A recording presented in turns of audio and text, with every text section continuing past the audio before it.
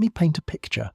You're scrolling through your phone, you open Instagram, and there she is, your girlfriend, your wife, the woman you've committed your life to, posting another photo, arched back, pushed out chest. That look in her eyes that says exactly what it's designed to say. And underneath, the comments are rolling in. Fire emojis, heart eyes, goddess, stunning, you're so beautiful. From men, dozens of them, hundreds of them, men you don't know, men who don't know her, men who are looking at her the way men look at women they want, and you're supposed to be okay with this. You're supposed to be confident, secure, unbothered, because if you say anything, you're controlling, you're insecure, you're jealous, you're the problem, so you swallow it. You like the photo yourself, because what else are you going to do? And you pretend that this is normal, that this is just how modern relationships work, that your woman collecting sexual attention from strangers is somehow compatible with the commitment you thought you had. Today we're going to talk about what's actually happening here, what it means when your woman seeks attention from other men, what it does to the relationship, what it does to you, what it does to her, and what you should do about it. This isn't about jealousy. This isn't about control. This is about understanding dynamics that most men refuse to look at clearly because they're too afraid of what they'll see. Let's start with what those likes and comments actually are, because there's a convenient fiction that gets repeated constantly. It's just appreciation. It's just compliments. People are just being nice. Let me dismantle that fiction right now. When a man comments fire emojis on a woman's provocative photo, he's not appreciating her personality. He's not admiring her intellect. He's not celebrating her accomplishments. He's signaling sexual interest. Period. Every like is a micro-expression of desire. Every comment is an approach. Every DM is an attempt. These men don't want to be her friend. They don't want to discuss philosophy with her. They want to sleep with her. That's the transaction. She posts content designed to trigger sexual attraction, and men respond with signals of sexual interest. It's not complicated. It's one of the oldest dynamics in human existence, just digitized. Now, I know some women will claim they're just posting for themselves. I felt confident that day. I like how I looked. It's for me, not for them.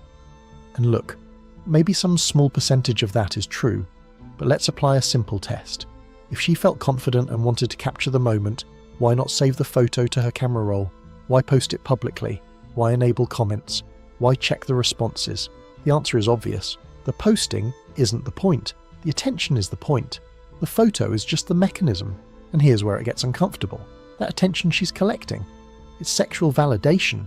It's proof that she's desirable. It's a dopamine hit delivered by dozens of men confirming that yes, they would. Every notification is a tiny rush of "I'm wanted." And she's getting this rush not from you, her partner, but from strangers. She's outsourcing her validation to the open market while you're standing right there thinking you were enough. Let me explain what's happened culturally, because this didn't appear overnight. There was a time, not that long ago, when a woman posting sexualized photos of herself publicly would be seen as damaging to her reputation. Her family would be concerned. Her friends would question her judgment. Her romantic prospects would narrow, not expand. This wasn't oppression. This was a social immune system that protected relationships and communities from certain behaviours. That immune system has been systematically dismantled. What once caused shame now generates status. The woman who posts provocatively isn't judged. She's celebrated. She's confident. She's empowered. She's owning her sexuality. The language flipped completely. And the men who might object, they're reframed as insecure, controlling, patriarchal relics who can't handle a strong woman. This is how cultural shifts work. They don't announce themselves. They happen gradually, one redefinition at a time, until what was once obviously problematic becomes obviously acceptable. And anyone who remembers the old standards is made to feel like the crazy one. Why are you so uptight? It's just a photo.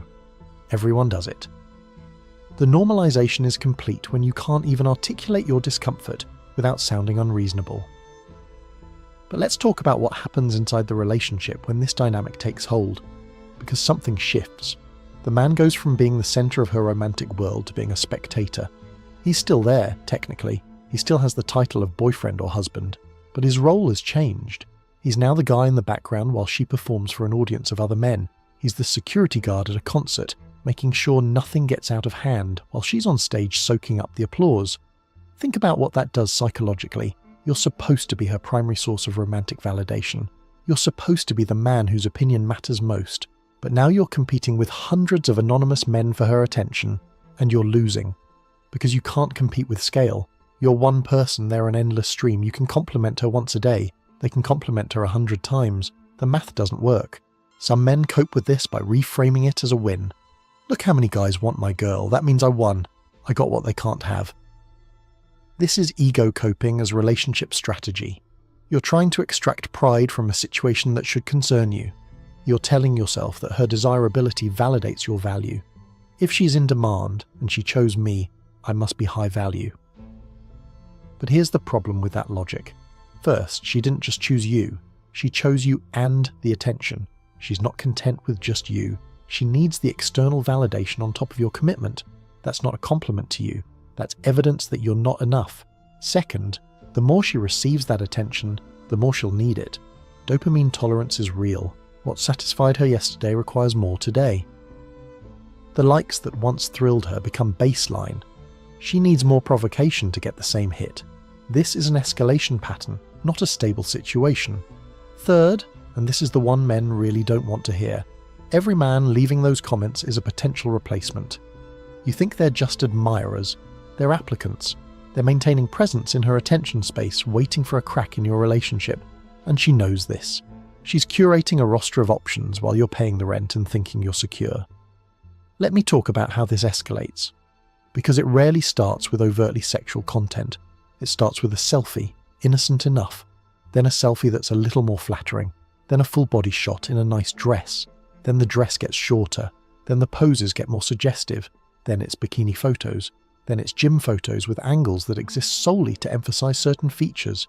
Each step makes the next step easier to justify. I've already posted X, so why isn't that different?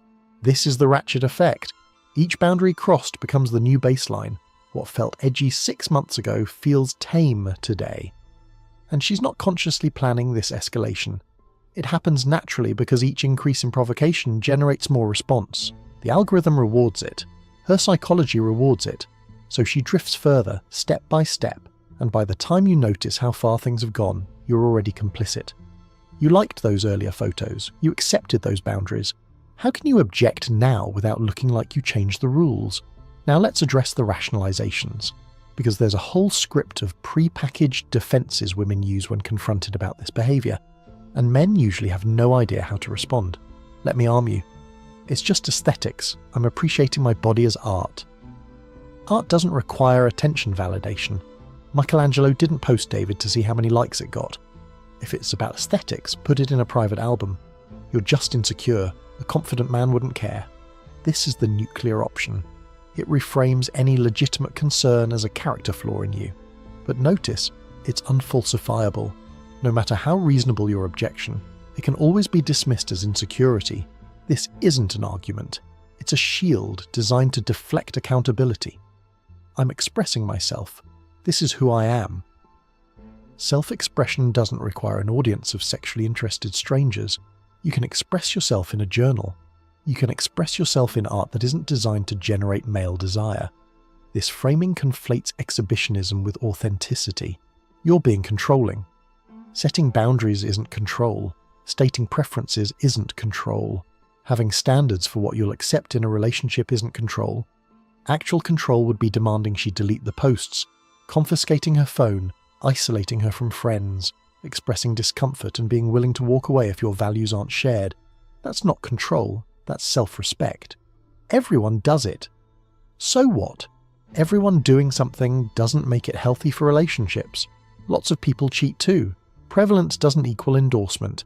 This is herd morality substituting for actual ethical reasoning. Let me give you a framework that cuts through all rationalization. I call it the projection test. Here's how it works. Take the exact behavior you're questioning. Now imagine it's your mother doing it, or your future daughter. Remove your sexual attraction from the equation. Now how do you feel about it? When you see a random provocative photo online and you're attracted to the woman, your judgment is clouded by desire. You're not thinking clearly because biology is hijacking your evaluation. But when you imagine your mother in that exact pose, posting that exact photo, collecting those exact comments, suddenly the distortion clears. You see the behavior for what it is, and you'd be horrified. You wouldn't say she's just expressing herself. You wouldn't say it's just aesthetics. You'd recognize immediately that something is wrong. This test exposes self-deception. The only reason you tolerate this behavior in a partner is because you want to sleep with her. Remove that desire and your moral clarity returns instantly. Your attraction is not an argument, it's a blindfold. Now let's talk about what this does to masculinity, because there's a strange modern phenomenon where men have confused visibility with value. They think having a woman who's desired by other men makes them powerful. They parade their partners online, showing off what they have. But this is fundamentally inverted. Traditional masculinity didn't display, it protected. It kept what was valuable out of the public eye, not because of shame, but because of reverence. The idea that your intimate partner should be a public spectacle for other men's consumption, that's not strength. That's insecurity wearing a confidence costume. You're seeking validation through her desirability because you don't have enough validation of your own. The men who are actually secure, actually high value, actually dominant, they don't need other men to confirm their partner's attractiveness. They're not watching the comment count to feel good about themselves. They chose her for reasons that have nothing to do with public consensus, and they're certainly not sharing her with the eyes of thousands of strangers. Let me address the alpha mythology here. There's this idea that truly confident men are unbothered by their partner seeking attention elsewhere. Real alphas don't get jealous. Real alphas are too secure to care. This is complete nonsense. Real alphas are selective. Real alphas have standards. Real alphas don't commit to women who behave in ways that undermine the relationship. The man who accepts attention-seeking behavior isn't alpha. He's desperate. He's staying because he fears he can't do better. The actual alpha walks away. Now let's talk about long-term consequences. Because this isn't just about the present discomfort. There are downstream effects that most people never consider. If you have children, or plan to, what are they learning? Your daughter is watching her mother receive validation for sexualized self-presentation. What lesson is she absorbing about where female value comes from? Your son is watching his father accept this dynamic. What is he learning about what men should tolerate? Children model what they see. If your daughter grows up watching mum post provocatively and receive praise, that becomes her template for how women gain attention and status.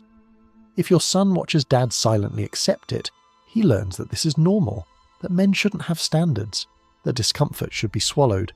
You're programming the next generation's relationship dysfunction in real time. And there's a question your children might ask someday, maybe not out loud, but internally. Why didn't dad say anything? Why did he let this happen? Didn't he care? Your silence today is a moral statement they'll evaluate tomorrow, and the answer they'll probably arrive at, he didn't think he deserved better, isn't the legacy you want to leave. Let me talk about what constant attention-seeking does to her, because this isn't just about you. There's a psychological degradation that happens when someone becomes dependent on external validation. The dopamine hits from likes and comments are real. They activate the same reward circuits as other addictive behaviors, and like all addictive patterns, tolerance builds. She needs more attention to feel the same high, which means more provocative content, which means more exposure, which means she's progressively giving more of herself to strangers while receiving diminishing emotional returns. Meanwhile, her capacity for deeper intimacy atrophies. Why work on a real relationship when you can get instant validation from your phone? Why develop the patience required for lasting partnership when thousands of men are ready to praise you right now? Over time, desire replaces love as the primary mechanism of her emotional life. She becomes optimized for attraction, not attachment. For performance, not presence. For the high of being wanted, not the depth of being known. And you, as her partner, become increasingly irrelevant. You're competing against a global audience and you can't win. So she engages less and less with you while engaging more and more with them. This is what I call degeneration through habitual lust.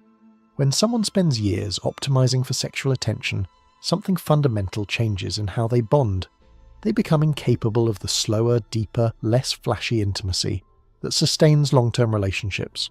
The stimulation they need is constant novelty, constant validation, constant desire from new sources. One partner can't provide that, so one partner becomes insufficient. and eventually one partner becomes replaceable. Here's something men need to understand about partner selection. The woman you choose is a reflection of your internal state. If you're drawn to women who seek attention, who crave validation, who need an audience, that reveals something about you. Maybe you think that's the best you can get. Maybe you're addicted to the chaos. Maybe you're hoping her desire for attention means she'll pay attention to you. Whatever the reason, your attraction is diagnostic. Order attracts order. A man who has his life together, internally stable, externally successful, clear on his values, naturally attracts women who are similarly stable. A man who is chaotic internally will be drawn to chaotic women. Not because opposites attract, but because we gravitate toward what matches our frequency. If you keep ending up with attention-seeking women, the question isn't why are women like this? The question is, why am I attracted to this? Some men will say, I can't help what I'm attracted to. I like what I like. And there's partial truth there. Biological attraction isn't fully controllable. You see a beautiful woman presenting herself provocatively, and you respond. That's nature. But here's what you control, what you do with that attraction. Whether you pursue it, whether you commit to it, whether you build your life around it. Lots of things are attractive that aren't good for you. Junk food is attractive. Staying in bed all day is attractive. Avoiding difficult conversations is attractive. But you don't organize your life around every attractive impulse. You apply discipline. You recognize that short-term attraction sometimes conflicts with long-term well-being. The same applies here.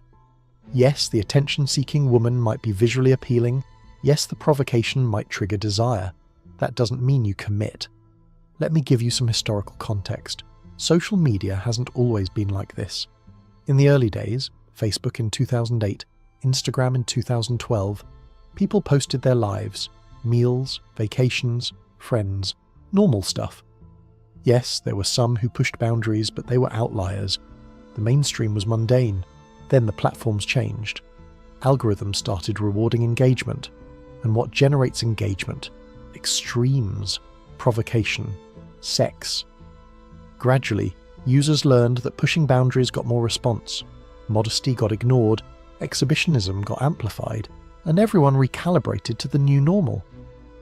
What would have been shocking in 2010 is standard in 2025. The shift happened so gradually that most people didn't notice, they just adapted. This is how cultural value reversal works. Slowly, then all at once. Today, a woman who posts modestly is seen as either unattractive or insecure. Why don't you show yourself? Are you ashamed of your body? Modesty has been reframed as a deficiency rather than a virtue. Meanwhile, exposure is celebrated as confidence. The language is inverted, and now anyone who holds the old values sounds like a relic. Let's talk about the market value illusion. Because there's a belief that sexual visibility increases a woman's value. More likes, more attention, more options. She must be more valuable. But this confuses two different kinds of value. Sexual attention measures accessibility and desirability in a very specific, very shallow way. It answers the question, would men sleep with her? And for provocative content, the answer is usually yes. That's what the content is designed to elicit. But that's not the same as long-term relational value. That's not the same as, would men commit to her? Would men trust her? Would men build with her? Those are different questions with very different answers. High sexual visibility often decreases relational value. The more men who have consumed her image, the less special access to her feels. The more she's sought external validation, the less her partner's validation matters. The more she's demonstrated that she needs an audience, the less equipped she is for a relationship that only has two people in it. Men who want one-night stands will pursue her aggressively. Men who want marriages will look elsewhere. The attention she's getting is from the wrong population, and she's filtering out the right one. It's like advertising for customers you don't want while driving away the customers you need. Let me bring this to a close with a core truth. A woman who is displayed for mass desire will be wanted. There's no question about that. If she's attractive and posting provocatively, men will want her. That's the entire point of the content. But being wanted is not the same as being respected. Being desired is not the same as being honoured. Being lusted after is not the same as being loved. Desire without respect is consumptive. It takes, it uses, it moves on. The men in those comments don't care about her well-being. They don't want to know her fears. They're not interested in her growth as a person. They want what the image promises and nothing more. They'll scroll past her in 3 seconds and forget she exists. That's the nature of the attention she's collecting. A man who commits to her is offering something different. Presence, investment, future, protection, attention that doesn't disappear after a click. But when she's chasing the shallow wanting of strangers while receiving the deep commitment of a partner, she's devaluing what's valuable and valuing what's worthless. She's trading gold for glitter. And the man who allows this, he's complicit in his own devaluation. He's communicating that her commitment to him is worth less than her need for external validation. He's accepting a secondary role in his own relationship. He's telling her, through his silence, through his tolerance, through his continued presence despite the disrespect, that he will accept whatever she gives because he doesn't believe he deserves better. That's the final message here. What you tolerate, you encourage. What you accept, you deserve.